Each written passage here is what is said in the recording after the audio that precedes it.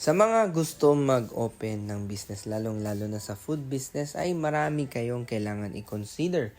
Kagaya ng ano bang product ang ibibenta mo, paano mo siya i-market, magkano mo siya ibibenta, at saan mo siya ibibenta. Like online ba, sa bazaar ba, kukuha ka ba ng pwesto, sa bahay mo lang ba muna, mag-homemade ka lang ba muna. Sa presyo naman, kung masyadong mahal, masyadong mura, magkano siya, per piece ba siya, per box ba siya. Ang dami niyong kailangan consider. Pero ito yung kailangan niyong tandaan, ay lahat ng bagay ay may pros and cons. So, walang direct na answer based sa inyong product. Dahil iba-iba tayo ng market, iba-iba tayo ng style, iba-iba tayo ng kaalaman.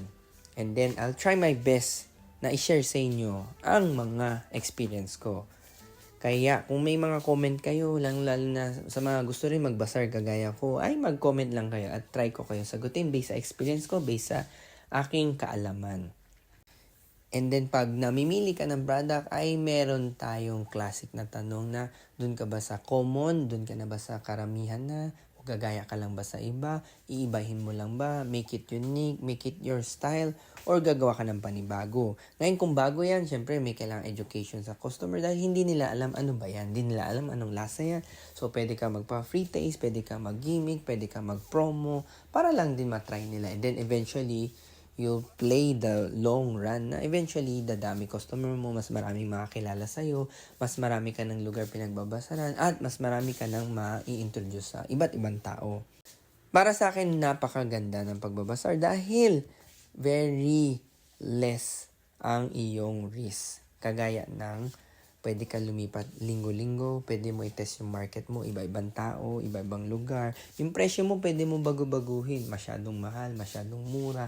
And then, magdadagdag ka ng promo, mga discount. Marami kang pwedeng gawin. Aayusin mo yung marketing mo, magpiprint ka ng ganito, magganyan, ganito. Yung setup mo, aayusin mo.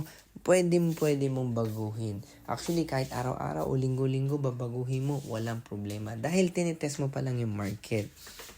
Kung ako sa'yo, huwag ka muna kumuha ng pwesto dahil mas malaking commitment yun. Kailangan mo mag-deposit, kailangan mo maghanda ng working capital. Unlike sa bazaar, normally isang linggo, 2 linggo, ilang araw lang, isang weekend lang ang kailangan mo intindihin. O kaya naman pwede ka rin magsimula muna sa online or maybe home base ka muna sa mga kaibigan mo lang. Kunin mo yung opinion nila sa product mo. Kung maraming may ayaw, edi palitan mo, ayusin mo, improve mo.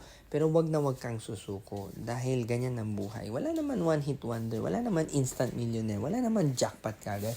Meron siguro paminsan-minsan pero swerte na lang din sila. Pero hindi rin sila hindi naghirap. Tandaan mo yan. Yung mga nakikita natin ngayon na successful na hindi natin alam anong pinagdaanan nila, di ba? Kaya kayo, pwede rin kayo humanap ng mga mentors o magtanong kayo ng opinion.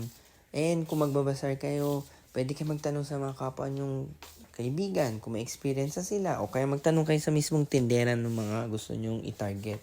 Or mag-observe kayo. Mabuti na mag-observe kayo ng ilang araw, ilang linggo.